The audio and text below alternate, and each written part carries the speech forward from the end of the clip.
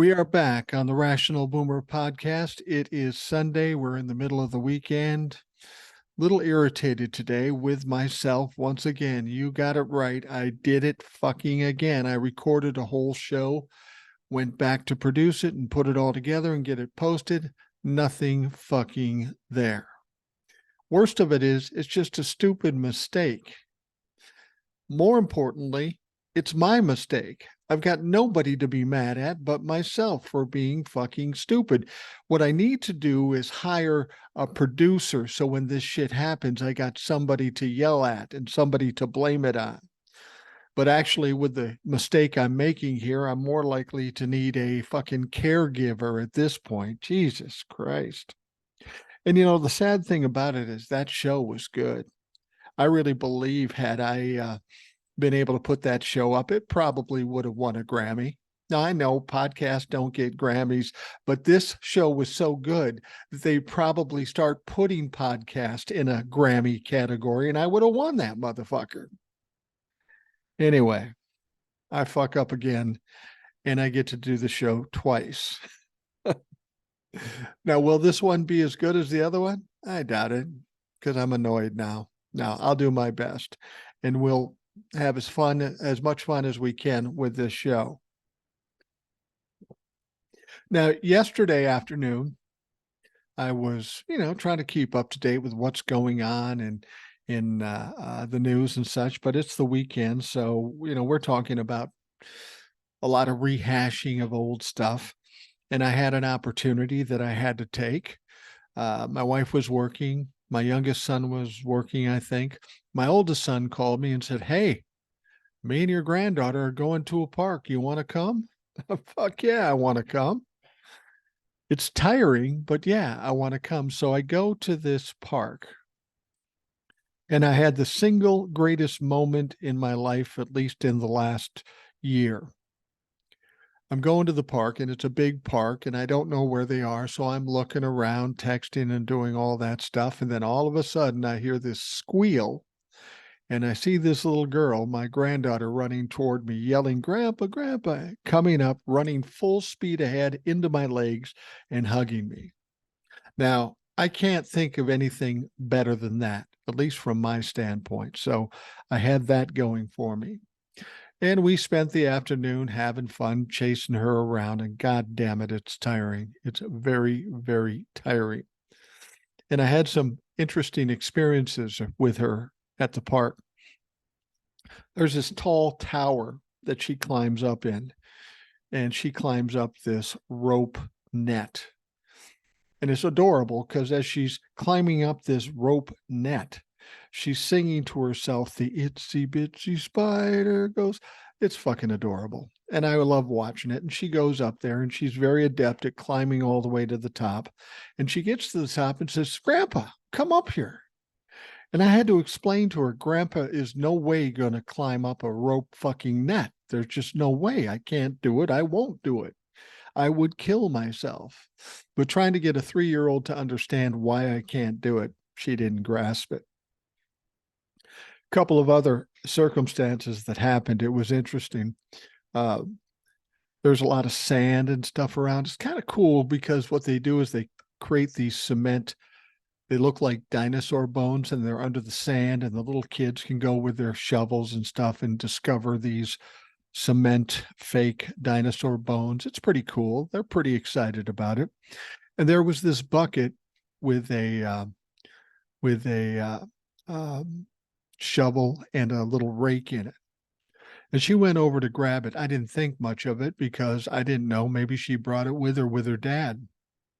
But when her dad saw that, and another gentleman walked up and said, "No, honey, that's my grandson's." She picked it up anyway. And of course, my son said, "Give it back to him." And she, of course, said, "No." And the other grandfather said, "She can play with it for a while. It's no big deal. And we'll get it later," which was nice. My granddaughter should have said, "Oh, it's not mine. Here you go." But she's 3. So what the fuck do you expect? Anyway, after playing a while, my son says, "Well, now give it back." And she just continues to refuse. She's being very indignant about this shit. and it's getting kind of annoying. But then karma hit because there's this other little girl who's probably a year or two older than my granddaughter and a bigger kid.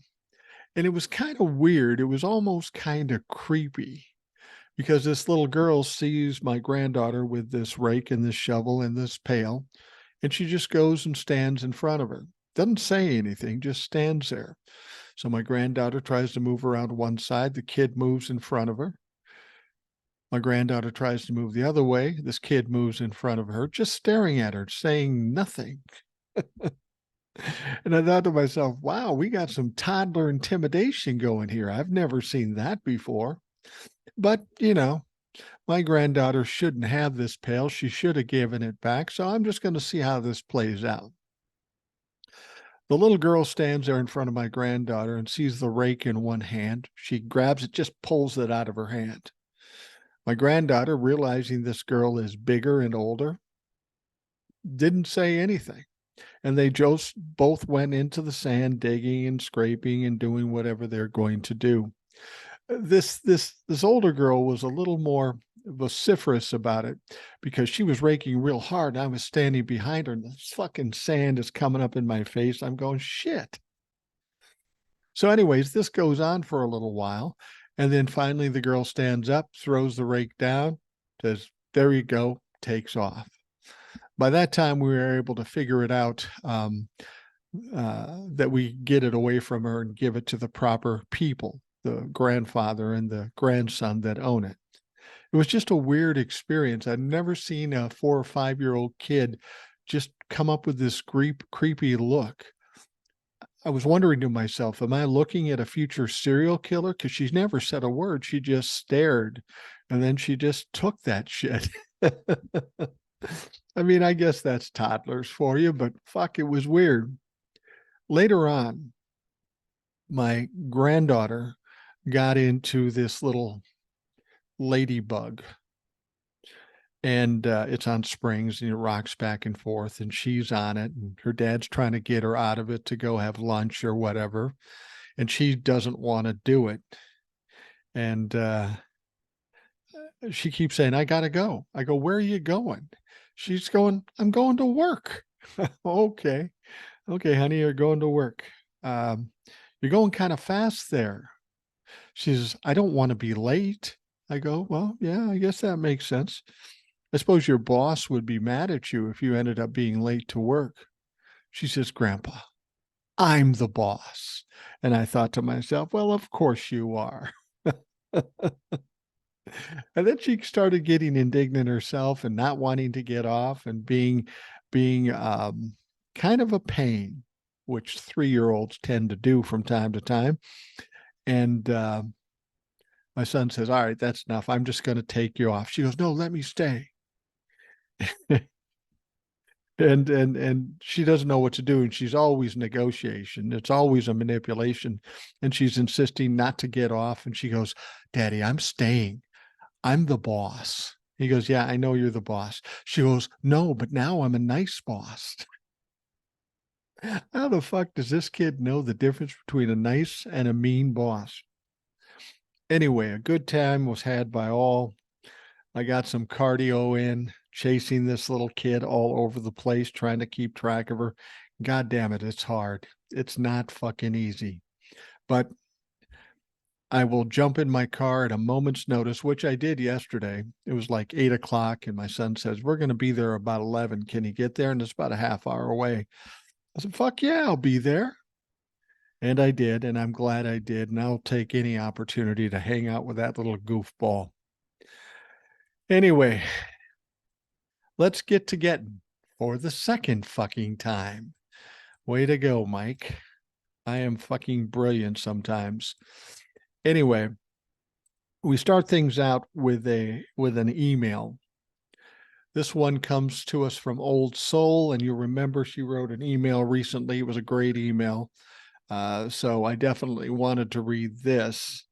She says, I wrote this Thursday night and didn't send it because it's too long, but I just saw your 60th anniversary video, and now it feels like a good time to send it.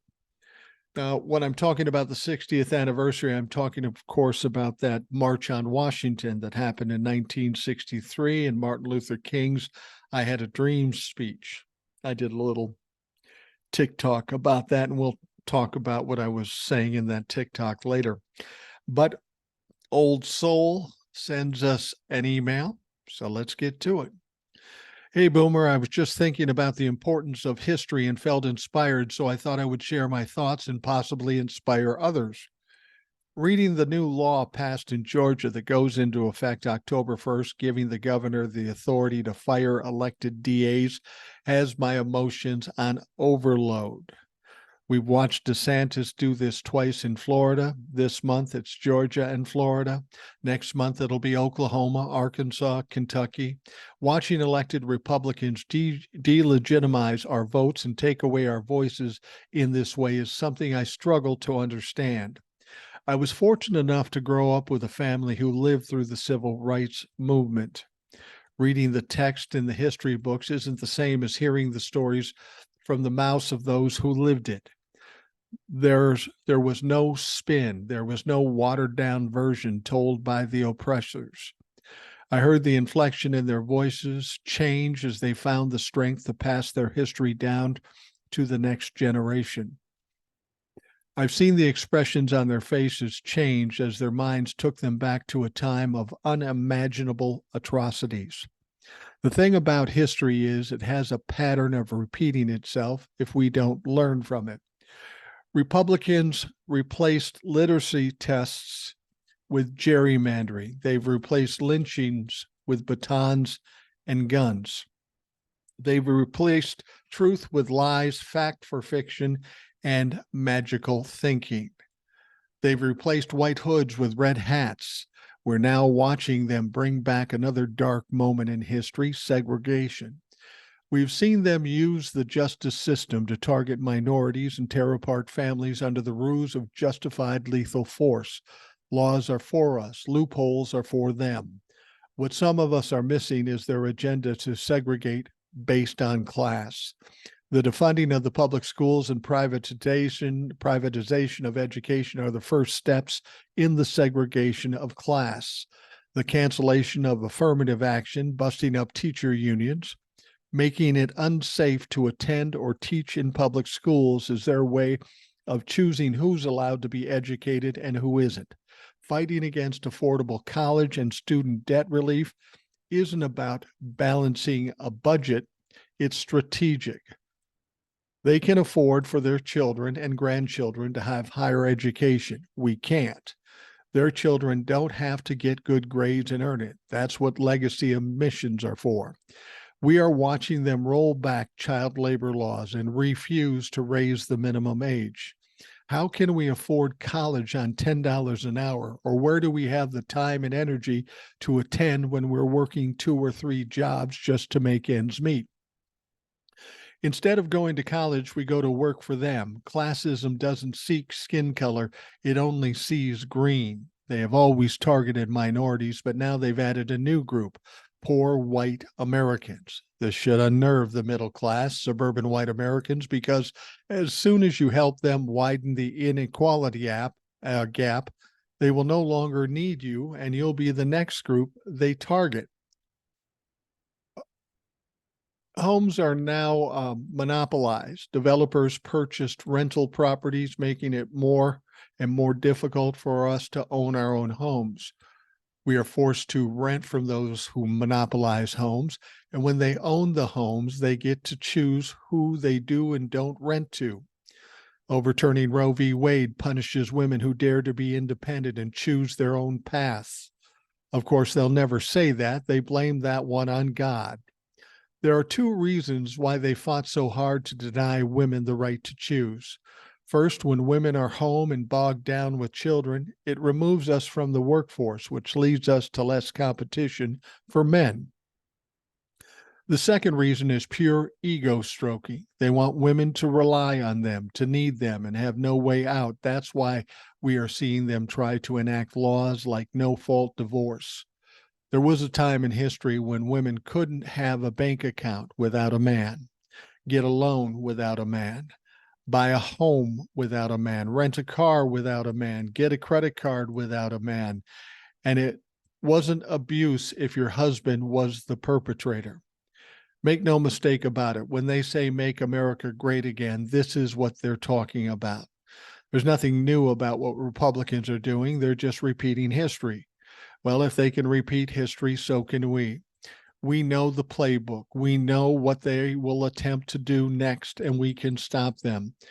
We can't do it alone, but together we can, just as long as we all do our part. We have voices, we have platforms like Boomer where we can bring awareness, share ideas, and sound the alarm.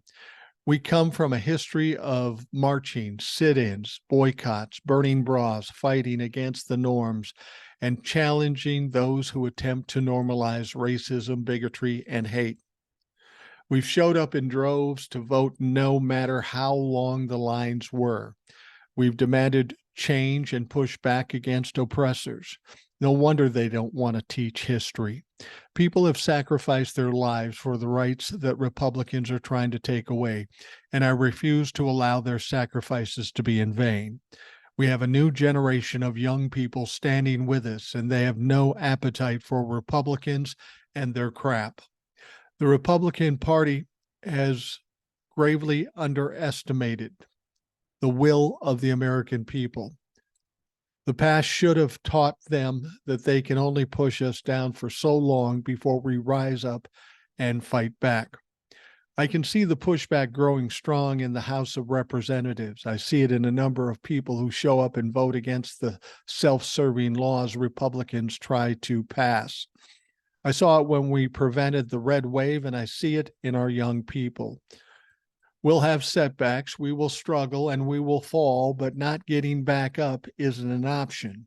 We are living in our own history. The challenges we face today will someday be in the history books. It'll be taught in schools and universities, documentaries and biographies will be made. When our children and grandchildren read the text, they will ask us questions. They will look for guidance and understanding as to why we allowed this to happen. When my grandchildren come to me with those questions, I plan on telling them the truth, and I will share our history. I'll tell them how we voted, how I got others to vote, how I use my mind and words to educate and inspire others. I will let them know I supported those standing on the front lines. I will teach them the lessons that we can't ignore our past history, and we must participate in our own. We have to participate in democracy and not allow those looking to tear it down to succeed. I will let them know there will always be men like Trump and DeSantis, but there will always be people like us pushing back and stopping them. When telling our history, I'll be proud to tell them I was on the right side of history, and it's my hope that you all can do the same. Another long one, Boomer. I know. I just never learned how to tell a short story. Thanks for reading my email, and thanks for all that you do. Well, thank you, old soul. Much like the last email, I couldn't have said it better myself. You said it quite succinctly, and I agree with you wholeheartedly. I just want to say something about this whole Fani Willis thing and how the Republican legislature allegedly can fire Fani Willis. What you hear from the Republicans and what you hear from the media is all bullshit. It's not going to happen. Fani Willis is not going to be removed from the case, and even if she was, who would take over but her assistant? The thing about it is this law that was passed has not been enacted yet, and there are lawsuits against it. So this could take a long time before this law even comes into being. It's going to take a lot longer than it's going to take Fani Willis to prosecute these 19 fucks. But more importantly, this law was about people or DAs that don't prosecute people. They want prosecutors to be tougher on crime. That's not the case here with Fani Willis. She is prosecuting, and she didn't make the decision to prosecute. That was made by a special grand jury and a grand jury. She went through the processes. There is no incompetence in what she's done. She's been directed by lawyers and judges and grand juries. She's done all the right things. There is no way to take her out of this particular position. And more importantly, what you need to understand is that it's not a governor or a legislature that fires a DA in Georgia under this new rule when and if it ever gets enacted. It is a panel. It's like the panel for the pardons that we talked about. And this panel is made up of lawyers and judges. These people aren't going to do anything to screw up the legal system in Georgia. And even if they do, this will be so long and so drawn out, they will do the same thing that the Republicans do, delay, distract, and divert, that it won't affect Fani Willis. But they have no reason to pull her out. The Republicans can scream that it's all political, but the evidence and the witnesses say something different. So as much as people want you to worry about it, whether it be the media or the Republicans, don't. Nothing's going to come of it with regards to Fani Willis. Now, what happens after that, I don't know. But there isn't enough time for them to do anything over and above the fact they have no evidence, they have no witnesses, and there's no reason to do it. But just understand that the legislature doesn't have the power to fire her. It is this panel, and it's unlikely a panel, given these circumstances, would do that. So there's no reason to be concerned about it. Fani Willis will go through this prosecution. She will complete it, and she will get her share of convictions, including Donald Trump. Now, I was talking about the 60th anniversary of the March on Washington and Martin Luther King's "I Have a Dream" speech. It's a very important time in our history. A lot of people think that speech that day changed everything, and largely it did. But I did a TikTok on this because something we need to understand about it. As much as it changed everything, I don't think we were as good as what we might have thought.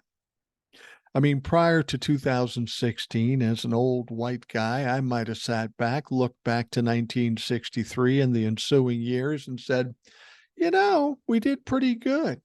Things have changed. It's so much better. But again, that's an old white guy talking about it. I don't know what it's like to be a person of color, so I really don't know what I was talking about. And as it turns out, there hasn't been that much improvement since 1963, certainly not enough. What we basically did between 63 and 23 is we've covered up the racism and the hate and the violence. It wasn't safe for them to come out and speak out, but make no mistake, these racists never went away. They just went under their rocks, hidden closets, or whatever the fuck they did, but they didn't feel comfortable coming out and saying what they believed. They believed what they believed nonetheless. Then Donald Trump comes into the presidency. All of a sudden, it's cool to be racist. All these people that have been hiding all these years have come out, and now they feel comfortable speaking their minds.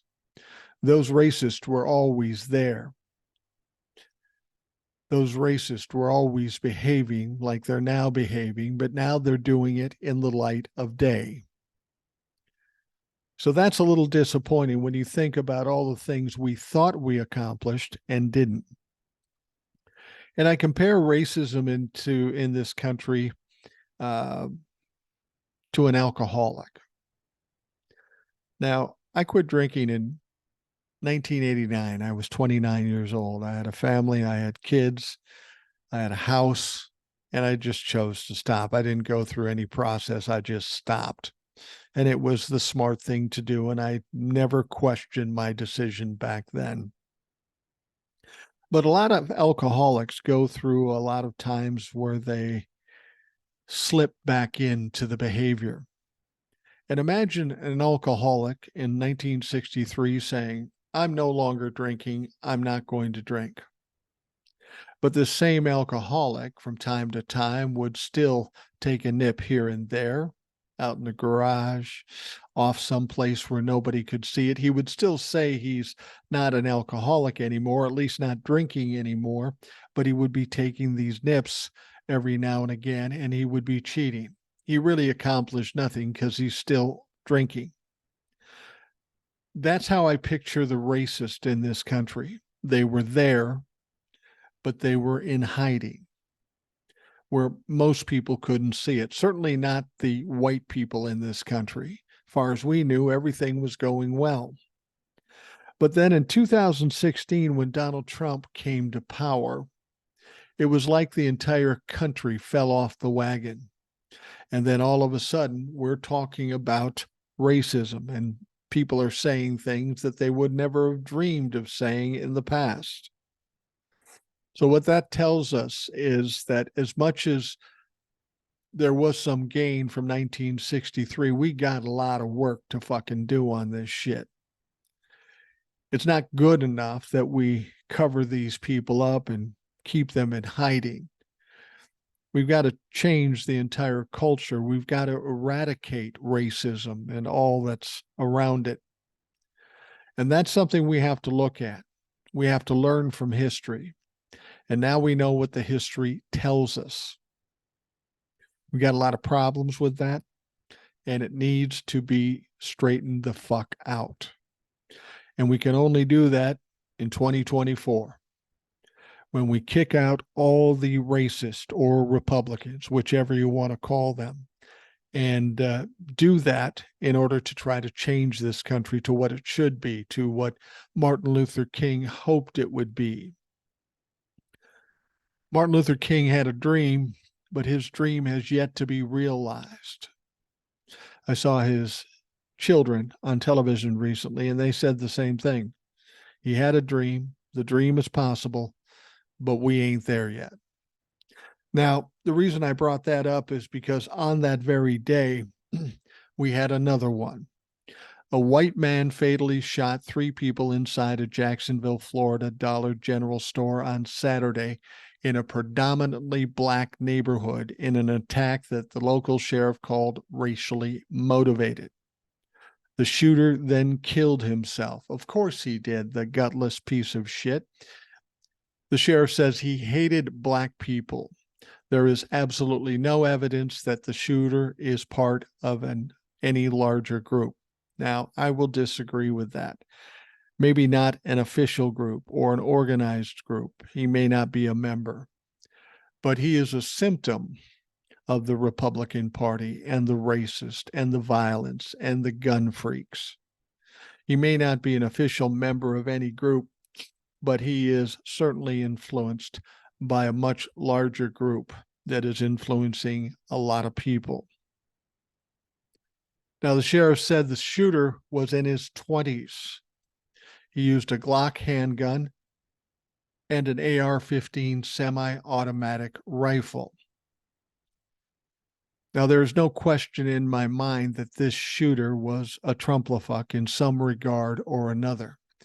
Now, Republicans will say to me, you don't know that. He could have been a liberal. Now, hold on a minute.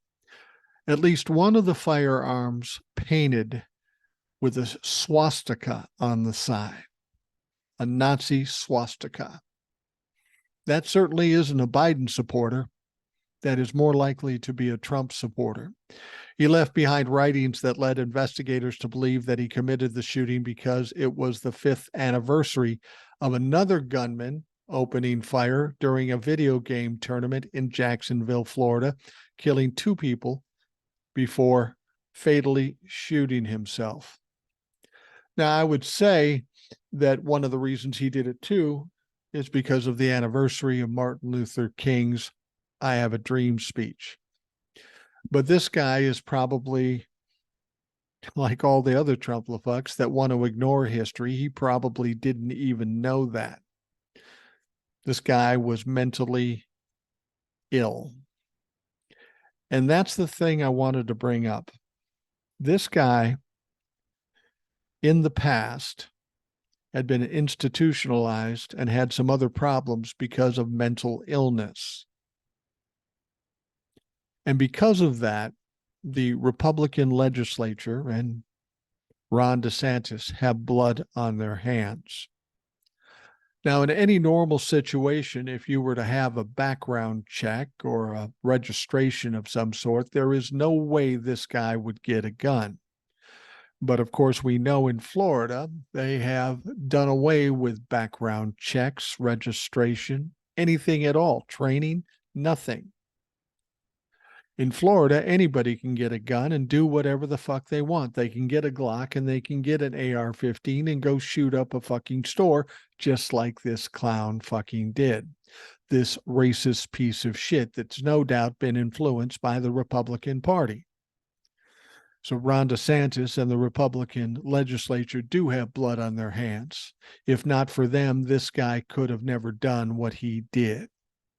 So the question is, what is the Republican legislature and Ron DeSantis going to do about it? Well, they're going to do nothing.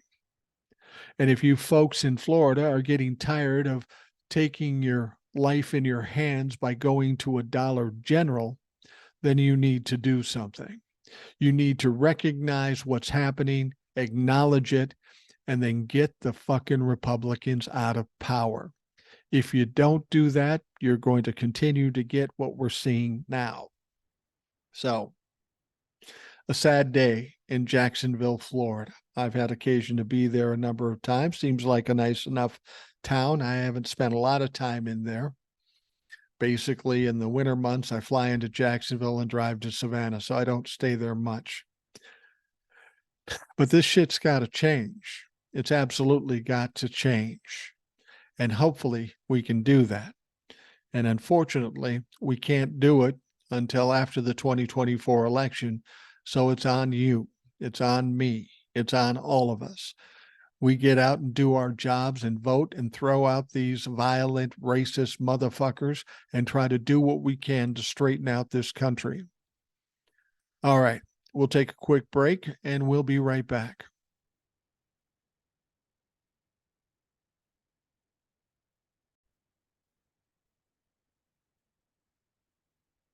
In the wake of this shooting in Jacksonville, Tennessee State Representative Justin Jones declared that Americans don't have to live this way and slammed asinine Florida Governor Ron DeSantis on Saturday following a deadly Jacksonville store shooting. Now, you remember Justin Jones. He is one of the people that were ousted from the Tennessee legislature. They kicked him and another gentleman out. He was quickly reinstated. Then he had to go through another reelection, and he was quickly reelected. So once again, the Republicans fuck up. And he's speaking out about this situation in Florida. Now, the comments from Jones, one of the two black members of the Tennessee Three, arrived as the white man who shot and killed 3 black people at the Dollar General store. And this is what he said. He said, to see 3 precious black lives taken in a state where you have an asinine governor attacking black people, attacking black history, and you have people making excuses saying it's not a gun issue when he had an AR-15. I mean, other nations have hate, but we're the only nation that keeps having mass shootings because of policy decisions. And we don't have to live this way. We don't have to live this way anymore. Now, Jones' remarks went after the GOP presidential candidate who has backed permitless concealed carry legislation criticized by the Democrats and gun safety activists. The Democrat was expelled from Tennessee's GOP-led state legislature in April for joining protesters, and apparently he hasn't learned anything. He's speaking up in spite of the bullshit he goes through in Tennessee. He went on to call for a country free of anxiety, terror, and trauma. He said whether it's a school, a Nashville private school, or whether it's a Dollar General in Jacksonville, Florida, this terrorism that we're living under is a policy choice we made to appease extremists, gun extremists in the gun lobby, and we need to call it out for what it is, he said. Now, he said, I want to say to the people of America, do not accept thoughts and prayers from one of these politicians in Florida and have passed this proliferation of guns in their community.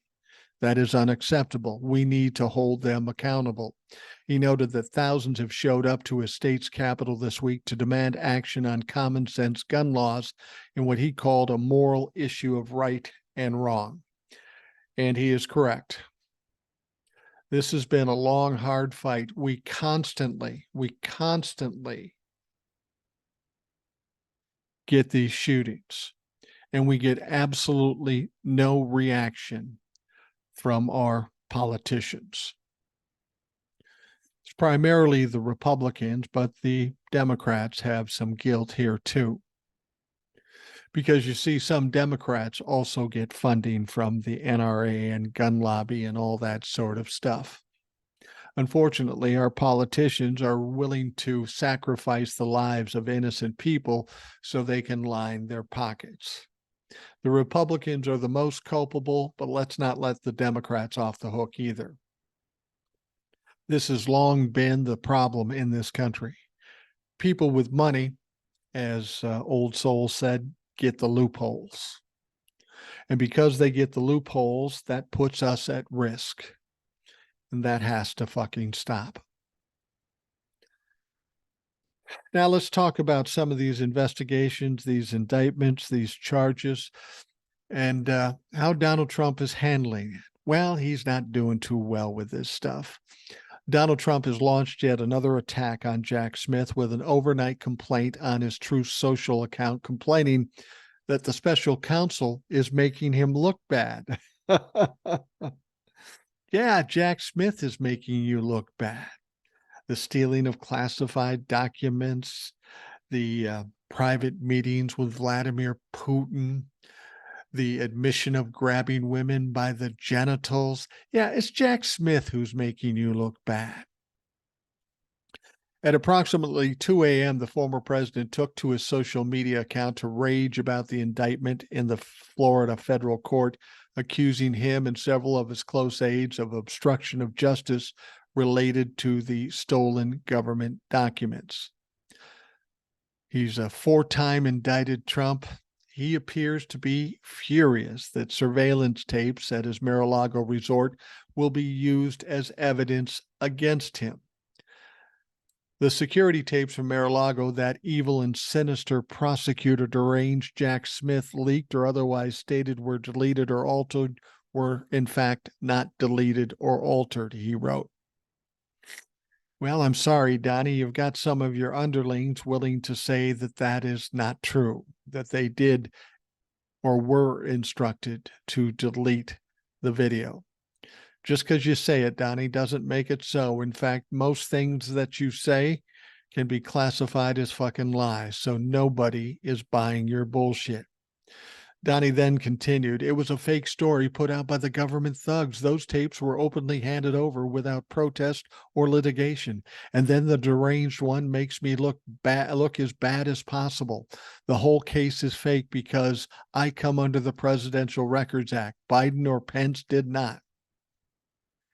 Now, this just shows Donald Trump's stupidity. He keeps trying to use the Presidential Records Act as some kind of way out.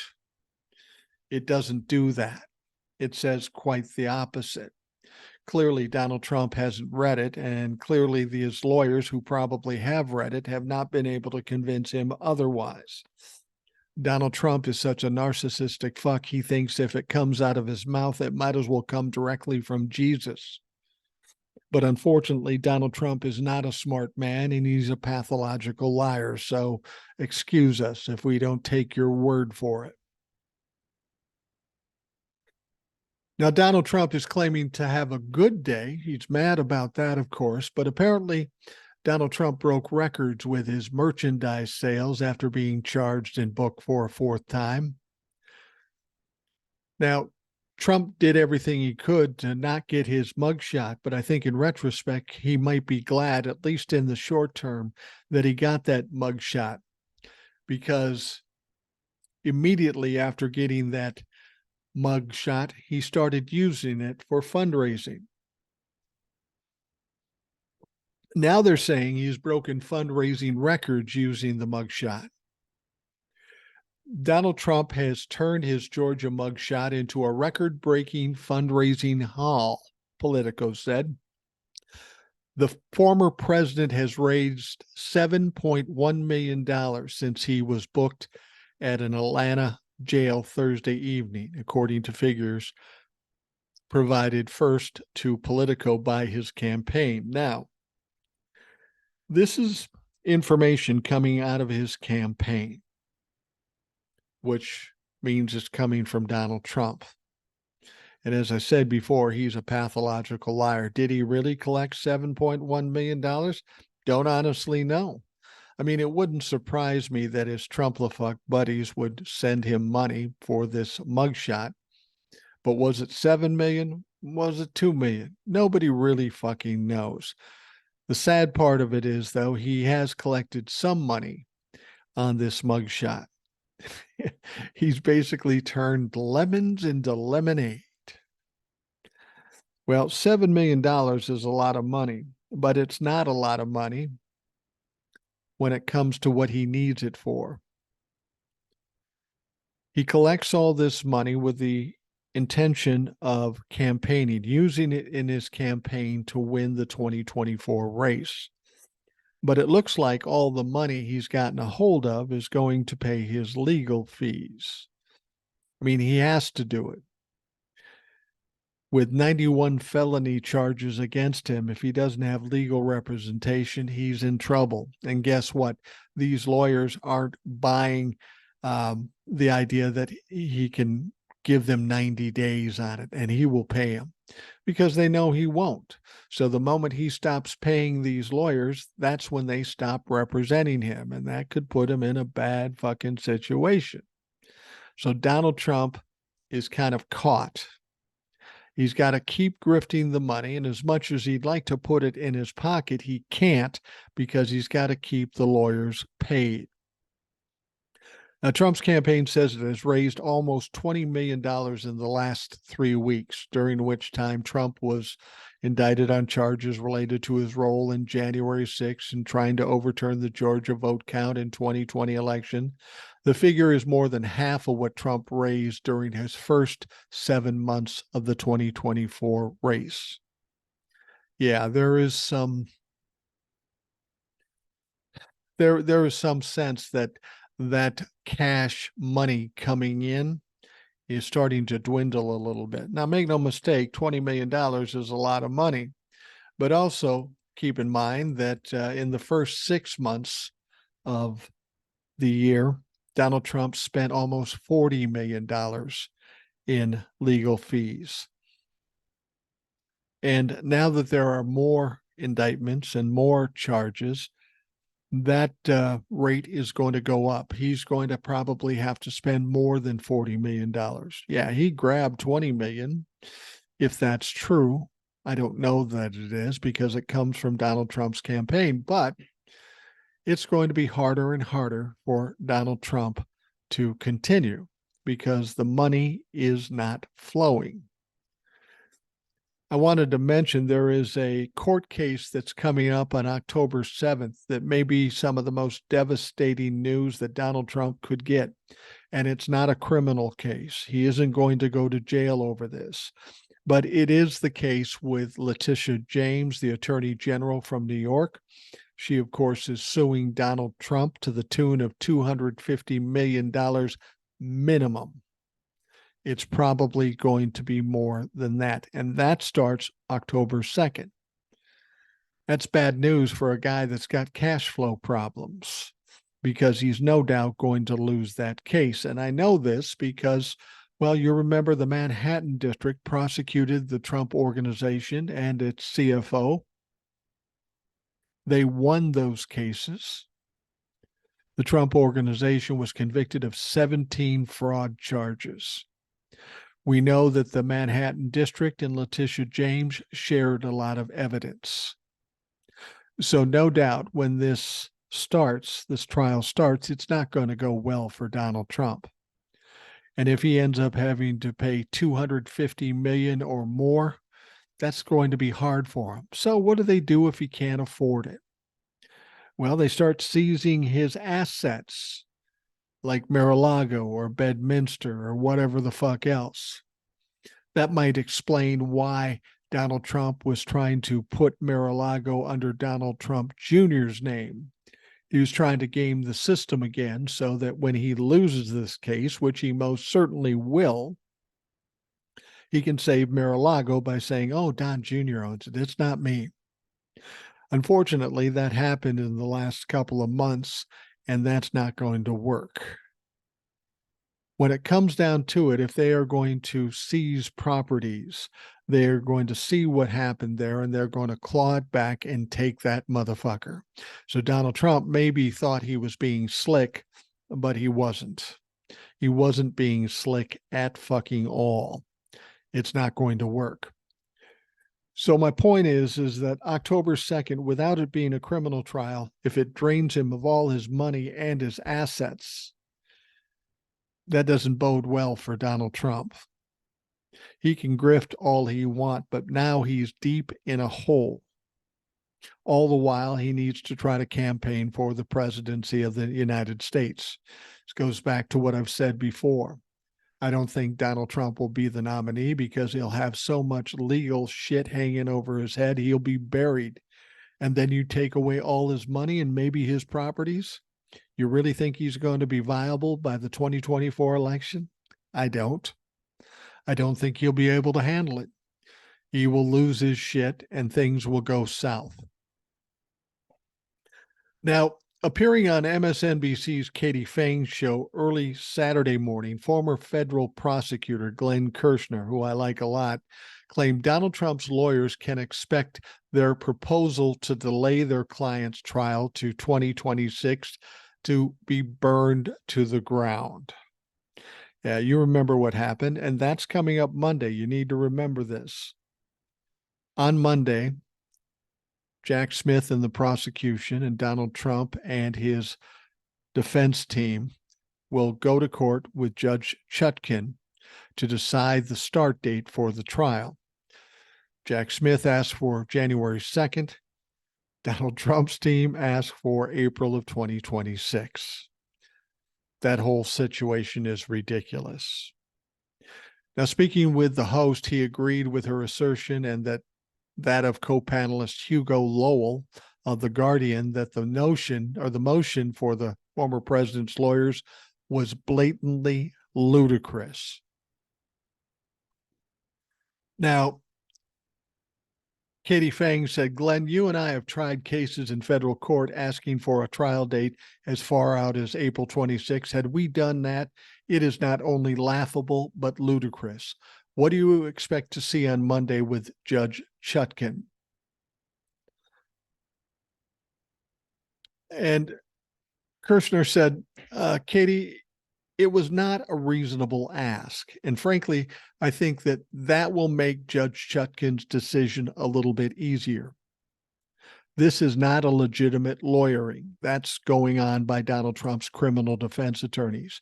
Feels more like they're acting as assistant campaign chairman to Donald Trump. And he's exactly right. These lawyers are smart enough to know this isn't going to work, but Donald Trump is forcing them to do it. And for whatever reason, they're agreeing to it. So he goes on to say, so listen, if the most reasonable voice in the room is special counsel Jack Smith and his team of federal prosecutors, and I believe that those are the reasonable voices, then Judge Chutkan is likely going to go with their recommendation. I suspect you're going to see Tanya Chutkan set a trial date for sometime in early 2024 so that the case can be resolved well in advance of November 2024's presidential election. And I agree. That's what's going to happen. That's all she can do. She can't possibly agree with Donald Trump and putting it out 2.5, 3 years. It's fucking crazy. That's actually an insult to even suggest it. So Monday is the day. That's going to be a hell of a day. Donald Trump will find out when his January 6th insurrection trial will start, and it's coming soon. It's not going to be delayed till after the election. He won't be elected. Because even if he could get what he wanted, it's still not going to work because there's no way he's going to be elected president. But Donald Trump fucked around and found out. He started talking shit about the judge. She isn't going to be happy about that. I have a feeling they're going to spend some time talking about Donald Trump's mouth and what will happen if he continues. As I've said before, she's going to say to him, I've tried everything and nothing has worked. So I have one option. That's putting you in jail. So you are on notice now. If you keep it up, you're going to jail. It's not on me. It's on you, Donald Trump. And that would be the best way to handle that. Now, here's a topic that people have been talking about a lot, and I think we need to address it. Former federal prosecutor Shan Wu is the latest to jump on the bandwagon to assert that Donald Trump is ineligible for office based on his actions of January 6, 2021. Wu, writing in a Saturday opinion piece for the Daily Beast, says the disqualification clause found in Section 3 of the 14th Amendment fits Donald J. Trump like a glove. His piece comes after several prominent conservatives argued that the same position on the former president's potential disqualification under the U.S. Constitution. Now, Wu says that this particular section was designed for Confederates trying to get back into the federal government after losing the Civil War. And that very same historical context draws a direct analogy to Trump's efforts to get back into the presidency after losing 2020 election. Wu adds that the plain language of the section obviously encompasses Trump's actions to illegally overturn the results of the 2020 presidential election. He also says Trump need not be convicted of insurrection charges for the bar to keep him out of the White House. Now, these actions include, but are not limited to, asking the Georgia Secretary of State to find additional votes for him, conspiring to put forth slates of unelected fake electors for the Electoral College, and his call for wild protest on January 6th that led to the attack on the Capitol. He added, but while these actions have resulted in Trump being charged criminally, both by the U.S. Justice Department and the state of Georgia, his disqualification does not depend on him being convicted in either of those cases. Now, what's likely to happen is there will be lawsuits in any number of given states. I think they're looking at it, California, and a lawyer just filed for a lawsuit in Florida. That's how this is going to play out. There's nothing on the federal level that can really stop him from doing it, but there will be lawsuits, and those lawsuits will be brought as to him being on the ballot. And then at that point, they'll go through the court case, and if it's proved to be true, then he will not be on the ballot on that state. Now, if he's not on the ballot in California, it really doesn't do much. He has no possibility of winning the election in California. Florida is a different story. I mean, in order for that to work, they've got to get some red states, or at least some swing states, to take Donald Trump off the ballot. If they can do that, then it's just not possible for him to get enough electoral votes to win. So that would, in effect, stop him from becoming president of the United States ever again. So we'll see what happens. I'm interested in the one in Florida, this attorney that brought this lawsuit. You still got to go through the court system in Florida. And of course, the legislature and the governor will be fucking around with it too. So I don't know how that will all turn out. But it's interesting that people have this in mind, and people in various states. There'll be some swing states where you might have problems, like Arizona, like Michigan. These people might take him off the ballot. And if you're not on the ballot in Michigan and Arizona, you can't win. You just can't win. So we'll see what happens with it. I think there'll be other things that stop him from running. So I'm not that worried about it. Like I said, with all the legal shit that's hanging over his head and going to fall on top of him, the lack of money, the evidence that will come out, something else will take him out of the mix. But it's something that we need to look at. And if we can get him taken off the ballot in some of these states, especially swing states and or red states, then we can basically take him out of the mix. Now, on the debate, the Republican debate a while back, there was one guy, Vivek Ramaswamy. He's a fucking goofball. He is a entrepreneur, I guess, but he is a loudmouth douchebag, and he has no chance of being president. I think a lot of people saw him up there on the debate stage, essentially auditioning to be Donald Trump's vice president, which is a fool's errand, because if Donald Trump can't become president, he can't become vice president, and all these machinations are all for naught. But people are still talking to him as if he might have a chance of being president. Now, this guy's a goofy fuck, and there are people that like him, but they are also goofy fucks, and there aren't enough goofy fucks for him to win anything. But it's interesting what he said. He said Friday that he would like to bring Elon Musk on as an advisor if elected president. Oh, there's a good idea. Elon Musk as an advisor? Is it because of his business acumen? You know, he bought Twitter for $44 billion, ran it into the ground, and now it's maybe worth 10. Yeah, I could see you'd want his advice, how to run a company or a government, for that matter, into the ground. The Republicans have loved to do that for the last 6 years anyway, so you might as well get on board. The conservative entrepreneur said at a town hall in Iowa that he would bring in people with a blank, fresh impression to provide guidance in his administration, including Musk, the billionaire owner of SpaceX, Tesla, and X. Oh, Tesla's doing real well too, isn't it? He said, I've enjoyed getting to know better Elon Musk. Ramaswamy said, according to NBC News, I expect him to be an interesting advisor of mine because he laid off 75% of his employees at Twitter. That's what's weird. He likes Elon Musk because he laid off people. Aren't the Republicans always talking about getting more jobs? They never do it, but they always talk about it.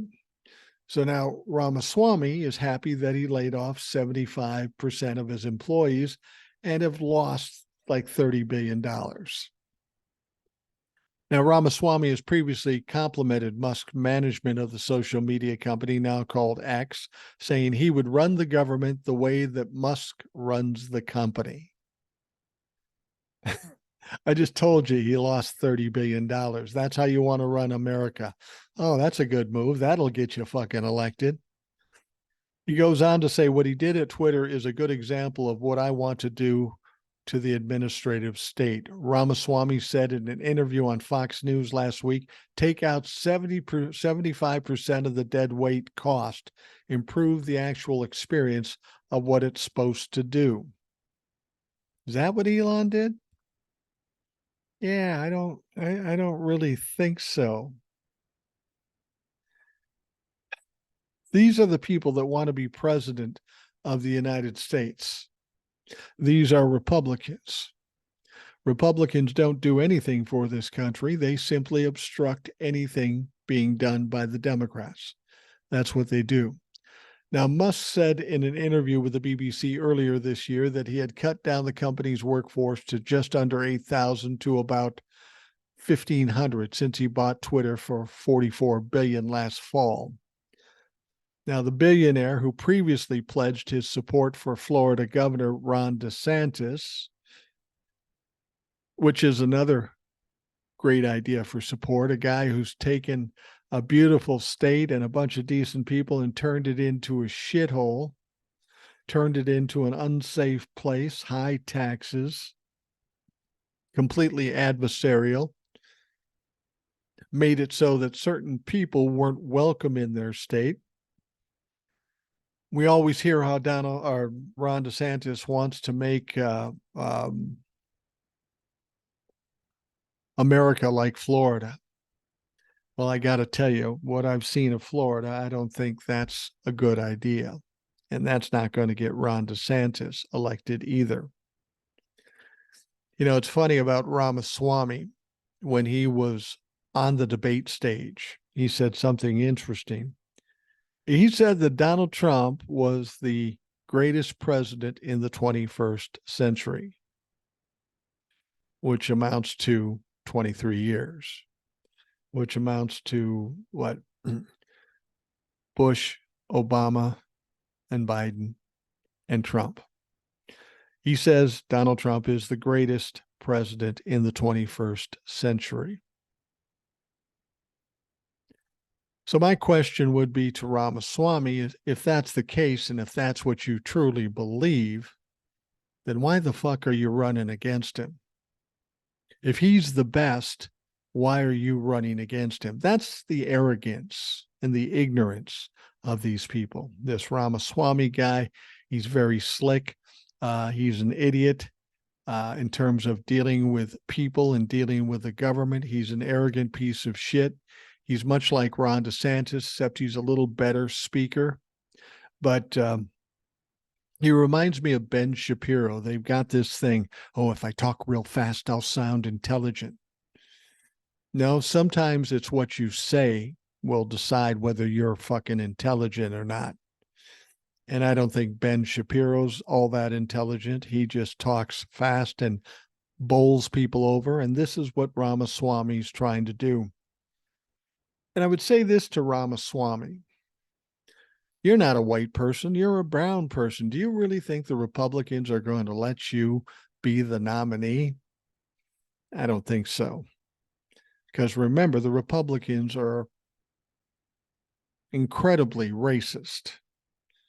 You can't deny it. They are racist. And they don't look at you as somebody who is equal to them. If you're not white, if you're not a white male, you don't count.